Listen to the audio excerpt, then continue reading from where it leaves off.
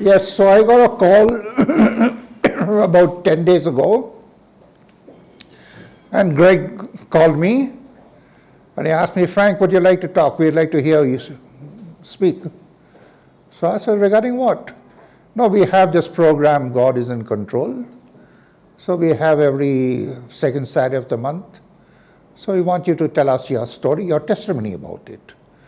So I have not really prepared very well to say, because I'm just naturally going to tell you what my life, my testimony, and what my life is all about, and how it started, and how it is, and how I am over here.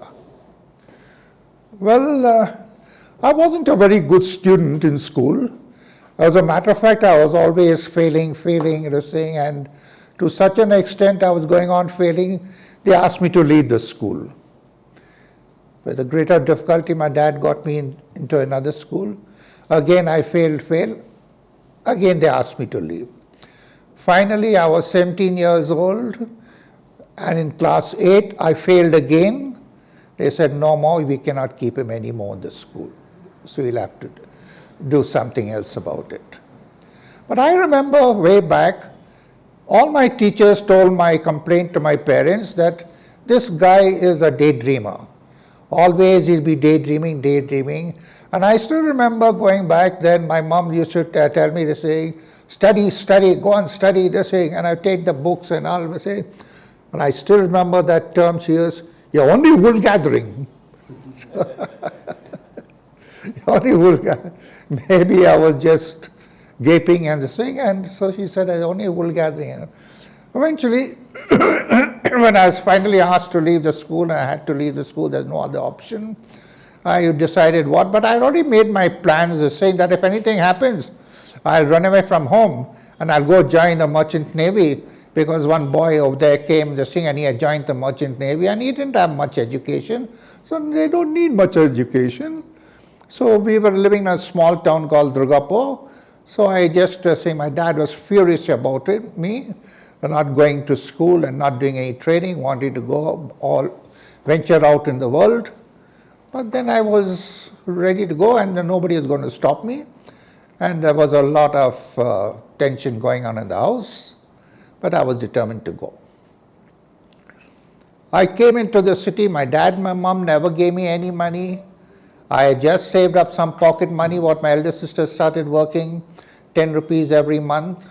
She used to give me, and I saved up 65 rupees. I said, no problem, I'll manage somehow.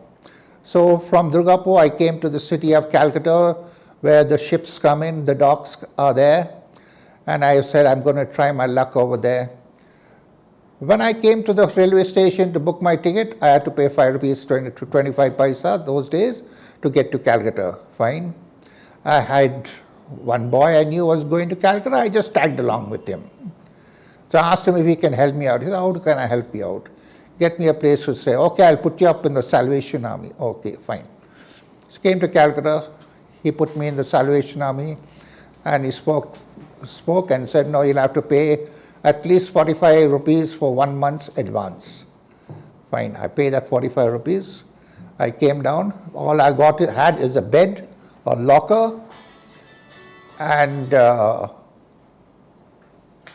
common toilet, common bath. So I paid the 45 rupees. Then I went and bought one small lock, because I had to use that to lock my locker. I bought some toilets. And when I finished all that, I only had about 12 rupees left in my hand. Now how long is this 12 rupees going to go? But fortunately, I had in my mind, my elder sister had one colleague working around school over there. I had met her quite a few times. She had come over and all. We knew her. She was very close to the family. She used to come spend weekends also with my sister at our house. So that's the only one person that I knew in Calcutta. So I said, okay, worst comes to the worst, I know where she's working, which school she is. I'll go and find out. Now, I had to manage for as long as I could, but I didn't want to take help from anyone. So, but then when I went, it was very difficult, because I never knew anyone in Calcutta. So I knew, but one thing I knew for sure, that mommy and daddy were praying for me, praying for me, praying for me. Because in our family, prayers was the priority for everything. Sunday Mass, we all had to go. I won't say I was a very religious boy at that time, but I had to go for Sunday Mass. Every evening, kneel down and say the rosary. So, well, that's how I came to know. And of course, there were a lot of good habits that were instilled in me, like no, don't lie and don't cheat and don't, all the bad elements, and which is the good, they say you should do this, and Jesus is always watching you, and you know how we teach small children, Jesus is always watching you, be careful, they say Jesus is always watching you. So I had all these things in my mind. So when I came to Calcutta, I said, okay, I was passing as I saw a church, so I just dropped in and I said a prayer and I moved on. That's all. That was the first time I really actually prayed, although my parents were taking me to Sunday Mass almost every Sunday. I had to go for Mass. But I think that's the only time that I really prayed. And I knew for sure that my parents were also praying for me, because they were like that, to pray. So when I came down rock bottom, after I survived for almost about 10 days on the 12 or 13 rupees, and I said, okay, now I must somehow meet up with this lady. It was quite late in the night, and I said, okay, I'll borrow two rupees and go and find this lady. And saying, so one boy I just knew over there in the dormitory, we became a little pally, and he was lying on the bed reading a book. And I asked him, hey, hi. So he said, so he was saying, how are you? I said, can you lend me 2 rupees? I'll give it you back 2-3 days. No, sorry, I don't have. That was my first experience of the big bad world. Just 2 rupees I asked him to lend me for a few days, and he said, sorry, I don't have, and he carried on reading his book. I felt so ashamed of myself, so bad about myself. I came down the stairs, came out of the Salvation Army. I was just walking down the road, and in those 10 days, I had met quite a few boys. The guy who came along, who I tagged along with, he introduced me to someone introduced. So like that, I met quite a few boys and all. I started, so I said, okay, I'll ask them to sing. I'll walk to this place. Let's see. I'll walk, because I had no money in my pocket. Absolutely, I had to find this lady at all costs. Just walking down the road, deep in thought, what to do now, where to go, this thing. I was walking down, and lo and behold, that lady is coming, walking in front of me, and she walks up to me, what are you doing here? Where are you? Mommy and Daddy is so worried about you. They're going on ask me to see, and you never came and saw me. Why didn't you not come? And she started firing me away, this thing, and then she asked me, you got any money? So I said, no, I don't have any money. She burst out crying. She burst out crying to see that this guy has got no money in his pocket, just walking on the road. And instead he's coming to us saying, and what's he going to do now? Like a madman he is. So anyway, she took me to one gentleman's office and explained my situation like this way. Can you help him and introduce him to some place where he can get a job on the ships? He's very anxious to join the ships. And then he said, I'm so sorry to hear about this. He took out 10 rupee notes. I hope this will help you and all. He gave me 10 rupees. Then from there, this thing, he told me to go and meet so-and-so, so-and-so, and so-and-so, so-and-so. So I said, okay. And then from there, she took me to one family's house, Anglo-Indian family.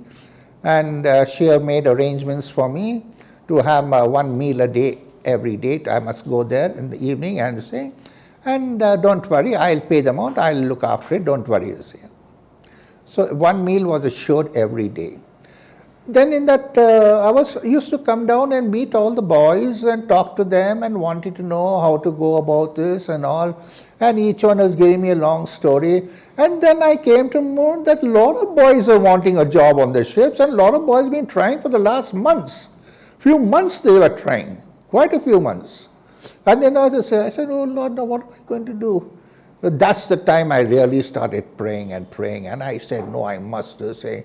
I used to get up 5 o'clock in the morning and walk to the docks and see anyone. They say, go to the agents' offices and make inquiry over there and see how I can join. Then I heard about one ship coming in, so I said, no, I must ask this, go make a thing. Now that is the first time I boarded a ship, went onto a ship. I went and spoke to the captain straight to the thing. He was very impressed with me. I don't know what there in me that he got very impressed. He said, then he asked me a few questions. You worked anywhere, and how old are you? And a few questions he asked me. Do you speak? It was a Greek ship, a European ship. So he wanted to know all the, just asking a few questions and saying. He said, okay, you come and meet me on so and so date.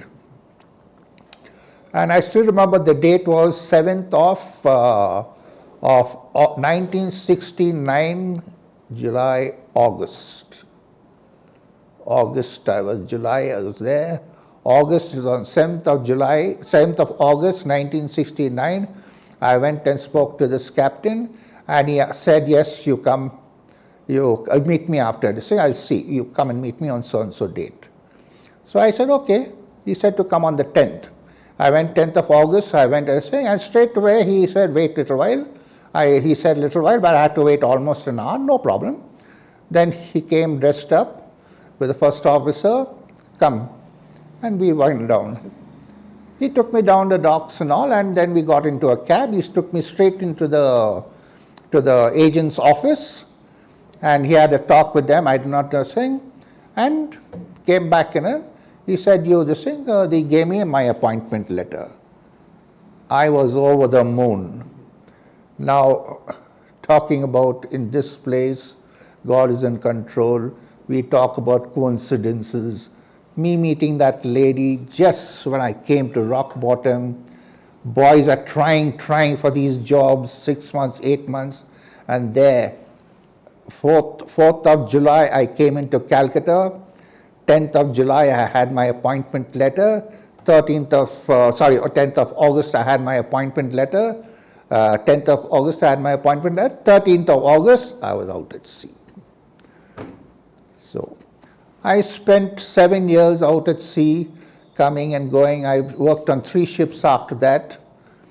And unfortunately, I came in for ankylosing spondylitis, which I could not do anything more after that. I could not go back because that was all the thing. But the boys all got very nice boys. I got along very well with them, and I spoke very good English. They were very impressed with my English and my manners and behavior and all. They were very impressed, and I got along. They all loved me.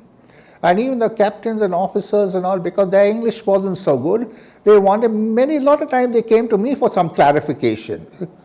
So that way we got along very well. Then there was an incident where some illegal immigrants wanted to go. Our ship had come to Germany. Some illegal immigrants, somehow they sneaked into the ship, and we went from Germany, Hamburg, we went to Liverpool. 11 boys were there. They were from Haryana. They were trying to get into England, into Liverpool illegally. They got caught on our ship. Who brought them, where they came from, how they came from, all these questions were going on. Call the immigration officer, call the police, they started questioning, there were 2 African boys on the ships. They had brought them from Hamburg, I know what understanding they had. They're saying that you take them across and let them go. Maybe there's some understanding they had, I don't know. But they put the blame on me because they are Indians and I'm also an Indian. They put the blame on me. But I do not know, it's a kind of a body language or what, I do not know. The captain vouched for me that no, it cannot be him. And those illegal immigrants, they pointed out to those 2 African boys. And they were furious. What do you mean? I'm black, he's brown. And they were making a big scene and all about us.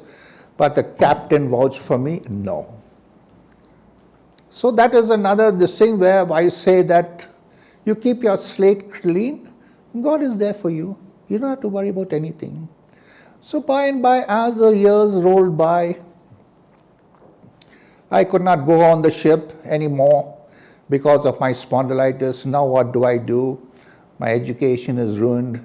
It was in 1975 that I last sailed. And I started going from pillar to post. In the meanwhile, I lost my mom, I lost my dad, I lost my grandma. My dad had to retire. We had to shift house. The full family came to full family means that just myself, my four sisters and myself shifted into Calcutta. Then they were all working. They had jobs in some offices. My elder sister was working in a school. They used to come and go, but I was a useless fellow, unemployed guy sitting at home doing nothing, good for nothing. They used to tell me to go look, go see, go here, go there, everywhere, come this thing. I was getting so frustrated, so fed up. In the meanwhile, one boy came and said, Frank, I'm going to Bangalore to start one restaurant. Someone wants me. He said, why don't you come on and help me? So I said, okay. I came down to Bangalore over here. He started the restaurant. I was helping him. But then they were saying then he was an alcoholic, so they got rid of him. I was left alone. So by saying could not sustain because they were paying me just 200 rupees a month.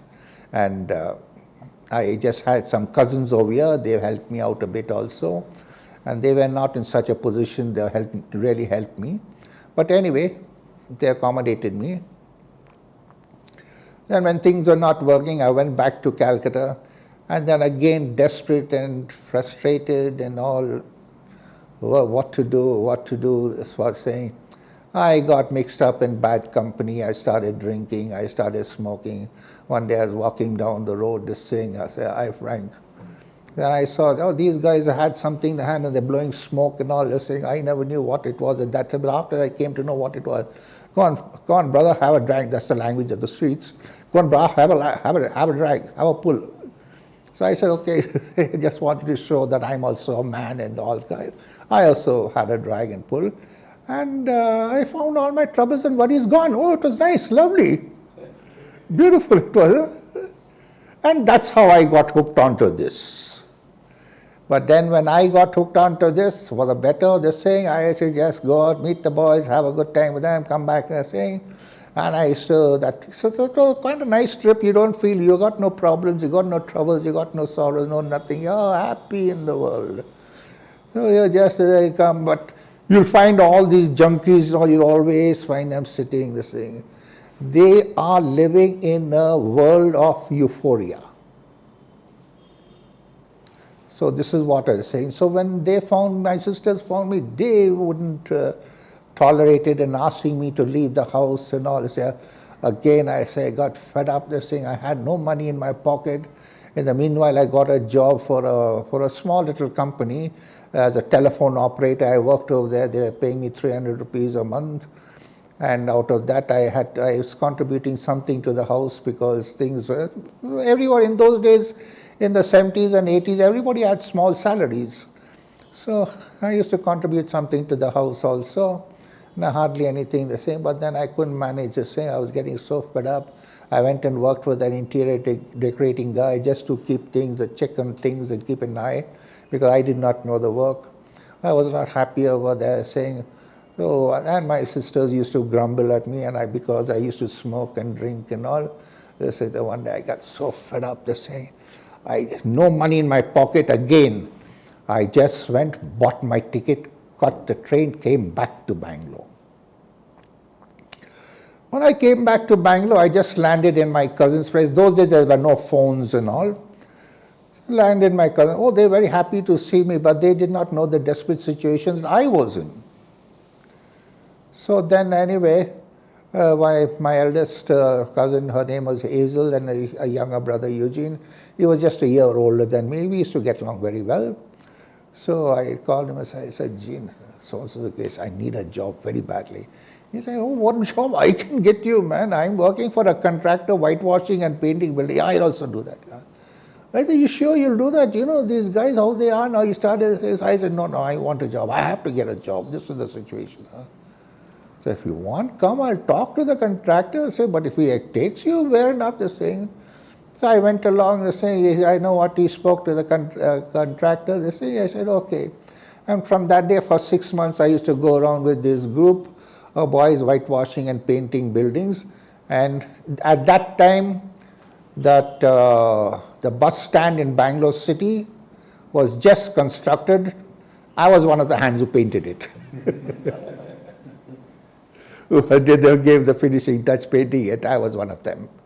So then we, of course, when the job was over, we had to move to another place, small little houses we were getting and painting and all. I was carrying on this way. But my back was playing up hell. I could not manage.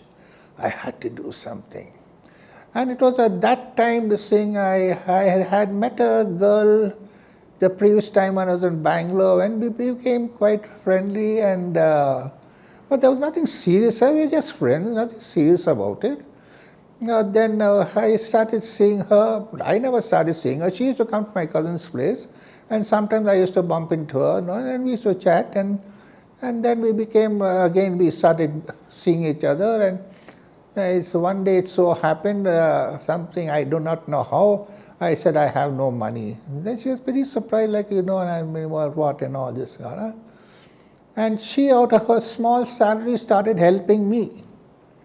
I could not manage with my back and do this work and all, so I was saying, and I'm not ashamed to say that she actually provided me for 3.5 years. For 3.5 years, she provided me. Today, she's my wife. So anyway, she provided me for 3.5 years, and she didn't have anyone of her own also. She was brought up in the convent. So anyway, we decided this thing that you don't have anyone, I don't. So okay, we joined together, and that's how I got married, this thing, to her. But before all this happened, like I used to try and make some jams and pickles and something, all the same, nothing was working out, I tried going around on the cycle selling eggs, even that also, it was one egg breaks, I have to sell so many number of eggs to make up that one egg. But nothing was really working out. I was sitting so frustrated, so desperate. It was one Christmas, I think in the Christmas of 86, if I remember correctly.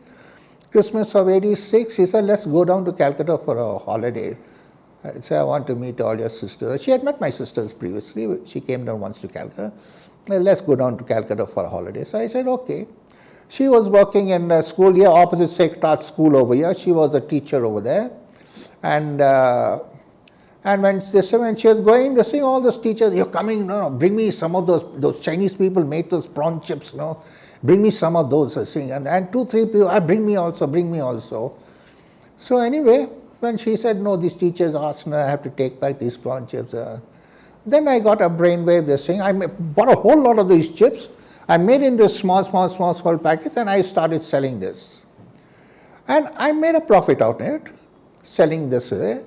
And that's when it struck me, this thing, everyone's asking for this. And after a little while, when it was all over, can you get me some more? Can you get me some more? That's how I got this idea to make these prawn chips. So I said, first I thought, no, I'll go, this is what I'm going to do. I'm going to go to Calcutta, bring a whole lot of chips, come back and sell it over here. But then I calculated my train fare up and down, and 2 days to come and 2 days to go, 1.5 day precise, to come, and just 3 days saying I need to survive on the train, some tea, food, something I have to eat and all. It's not going to work out how much of chips I have to bring for it to work out. It's not feasible. That's when I decided, no, I will make it over here. And there the ball started rolling. I started trying, I started asking, nobody would tell me. I started doing my own research, experiment. I started asking ladies, because I heard they make something, and they put it out on the terrace and they dry it, and then they fry it like a papad and all this. What is the ingredients they use, how they make it. I started researching and exploring and finding out this thing. I did a lot of boiling and spoiling and all, and trial and error, everything. Finally, I came close to something. When I came close to something, I was very excited about it. And when I came close to something, the thing I was happy. I said, now I got this. Now I only have to improvise and improve. But I was still searching how to better and all this thing. And in the meantime, whenever I made something, I would always dish it out to friends. they always giving their own opinions, and it was nice. So I said, okay. Then in the meanwhile, my wife, she took to a school, and they said, oh, it's nice. Well, they started buying and all, and it's okay, and they liked it all. It still said it was, oh, it's better than the ones the same, because I was making sure that quality is there, otherwise they're not going to come back to me. So this was my saying, okay, now this is what I'm going to do. Now this is what I'm going to do, and how do I go about doing this now? So I made lots. She took and sold it for me. Then the first time I went into one shop, I said, no, let me go and try a shop. This was not going to do. Just a few teachers having, hey, let me go try selling it into some shops. In the meanwhile, I had gone down once to the city market, wholesale market, and I became quite pally with a guy across the counter. He spoke very good English. I was pretty surprised also. I could make out that he had studied in some missionary school, the way he was talking. And we got along very well. So one day he asked me, why are you taking this whole lot of corn flour? So I said, this and this. I said, oh, that's what you're doing. I thought you had a restaurant. No, why are you using corn flour? You should use a tapioca starch, he told me. So I said, oh, tapioca starch. Then I asked him why, what, and all. Then he started explaining to me and all this. But I already started out using corn flour. Now I had to switch over to tapioca, I thought to myself. Anyway, since I had a whole lot of corn flour and how to say, I tried out this tapioca starch. Now, I found the tapioca starch working much better than the corn flour. Then I started trying a lot of this thing. What I did was, I started blending both the flour. And now they're saying, how much of this was not working out, that was not, it was coming too crispy, too soft, and too this and all. And after quite a few efforts now, today I have a product that you just put it in the mouth, it crunches, a very soft crunch you get in your mouth, and the taste and flavor just comes into your mouth, and you're still crunching it very gentle. You don't get any jagged edges poking your palate or tongue or anything. It's a very soft crunch. I have a saying, excuse me, can you just pass me one packet from there, please? Yeah, please. Yeah, this is the one that I have. And now I am 34 years in this business. In 1988, what I started first with putting it in a plastic pouch, putting a rubber stamp on it, my name, sealing it with a candle, and I started selling it to these teachers in the school. And so I said, why don't you get a sealing machine? That's where I met Greg Dissar. He was dealing this thing. I started inquiring how, what, where, who, this and all, and I zeroed on Greg. So that's how I came to know Greg, but Greg says he's met me much earlier than that. I don't know. Anyway, so now I have come a very long way because I have used the method of the automobile. 120 years ago, we did not have such sleek Mercedes-Benz and Ferraris and all these things. They have literally evolved over the years.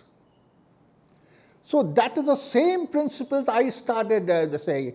I started making them and all, and with all my whatever I had in the house, with that to say, then I started innovating and improvise. I won't say innovating. I should say, yeah, innovating in a way, but more it was more into improvising and improving.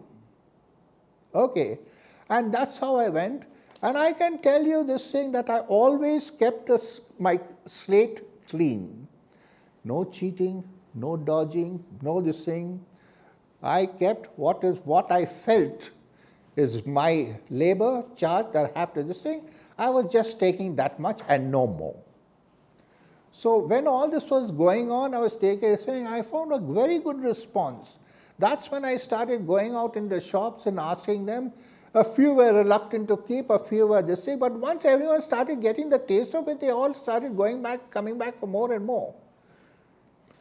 And then I said, now, okay, there was one departmental store, I'm sure some of you, all of you are maybe knowing. In the olden days, there was one Nilgiri's departmental store. It was the one and only departmental store. Now we have all of them all over. It was. So I went over there and asked them.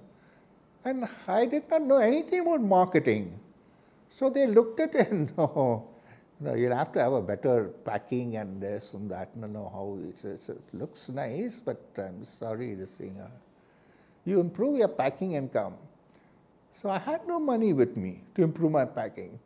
Somehow I saved up some little bit of money buying and buying the raw material, making my chips, selling it and all. I went to a letterpress. He got it stamped for me with a nice picture of a prawn and all. I started putting that and I went into the market back again. And as the times are going by, I kept on evolving, improvising, improving. And today this is what I have. These are my prawn wafers. I'm just saying, and I have a range of product also. I have a range of product, and these are what I am selling today. And where I started out all by myself, working with my hands, today I have a force of 8 people working for me. All the machinery, all the way how it is made, it is totally indigenous. Totally indigenous. I have not borrowed or say, of course I have taken little inputs from here and there and all, but since this product is not available anywhere, these machines are not, I could not go into the market and just buy them off the shelf. So I started innovating and improving, and I started making it all. Today I have about 50, today I have about 6 machines, 7 machines, I don't know how many, because there are different stages where the machines, where that goes through. I think I must be having about 12 different kind of machinery to do this thing. Where I used to do it with my hand, I used to turn out about 8-9 kilos a day.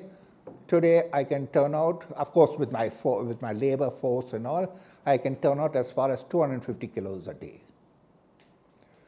So that is where I am today. Now, I can say one thing, that he was with me because I always kept my slate clean. And I said, I have this sitting in me. He said, I should not dodge, I should not cheat. He is watching. God isn't watching, He's always there. And I believe firmly that if you keep your slate clean, because He's there watching. Okay. Now, then I became quite disturbed. There are times in our lives we do get a little worked up and disturbed and all.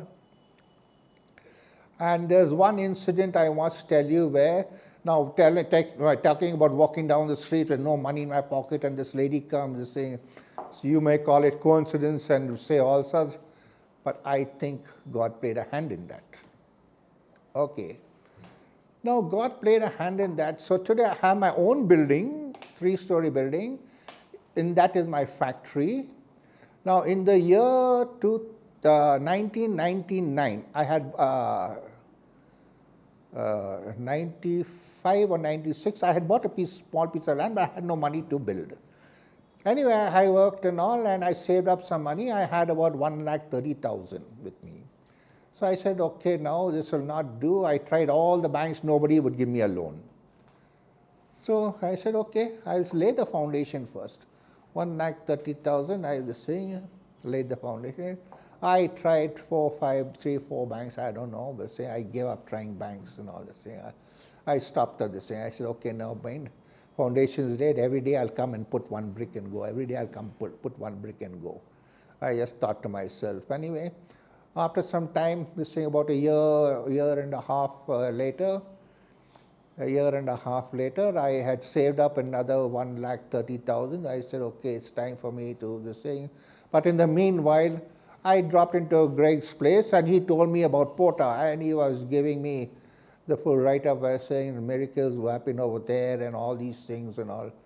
So I was a little bit like, hey, what are you talking, man? So I said, okay, let's give it a try and say, okay, the way he was talking about Porta and retreat center, and so I said, okay, let me go and see what it's all about. So I just went purely out of curiosity. And the first thing I heard when I went to the The first thing, I went a little late, and then my preacher was there. He said something like, "What profits a man if he loses his soul and gains the whole world? Or what profits a man if he..." So that is the first thing, and I took that in very deeply. I said, "You can go out and work, earn the same, capture the full world, but if you lose your soul, what is it?" Yeah, he's right. And from there, I started taking the retreat very seriously, paying attention to what will they say. And it was there that I learned, in that Pota retreat, I learned that you trust in God. You place your trust in God. In everything you place your trust in God. You just do your best and He will do the rest. And they kept drumming it into my ear, and I got brainwashed. I said, yes, He's going to do everything for me. I only have to do my best. Fine. I came back, 1,30,000 is saying, I started the building again. I started the building, and to complete the building, it took me almost about a year, a month, or maybe 2 months, a year later, I completed that building. And when I completed the building, of course, I kept noting down, I'm paying the carpenter so much, I'm paying the mason so much is the bricks, so much is the sand, so much of steel gone in, and the labor, everything I kept dotting down everything. At the end of the day, when I finally moved into the building, it was all painted and whitewashed and this and that and all. Still smell of fresh paint was still over there. I moved in and all. After some time, I sat down and I took stock. But all along I said they have drummed it into me, no. So God is going to take care of it. He is going to look after me. And believe me or not, when I took stock, I said, I had invested first 1,30,000, again another 1,30,000. After that, when I took the stock, I said I had borrowed money 4 lakhs. My building has completed, but when I took the accounts, 17 lakhs I had spent. I don't know where that money comes. For me, it's a miracle. For me, it's a miracle. From where the business kept moving, from money side, something all happening, But in that 1 year, I had 4 lakhs debt on my head. I had started out with 2,60,000, but my final was 17 lakhs. And I'm saying 17 lakhs maybe over also, because sometimes when you're working, you forget little nuts and bolts and all, that little extra expenses come and go. So all that I'm not taking into consideration. So maybe I'd have gone over But if you calculate 4 lakhs, what I borrowed, 2.6 what I said comes to 6.6. Now where the balance came from? Praise the Lord. Praise the Lord. Is that enough? Have I said enough?